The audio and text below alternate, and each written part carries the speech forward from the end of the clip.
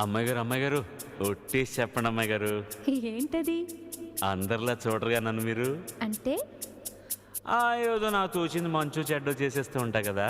అయితే అయినా నా మీద ఎప్పుడైనా కోపం వస్తుందా మీకు? రాదులే. అంటే అంటే నేనంటే నువ్వంటే మీకెంతో నాకెంతో ఇష్టం అన్నమాట. ఇవ్వాలైనా మీరు ఏది అది అమ్మాయి గారు.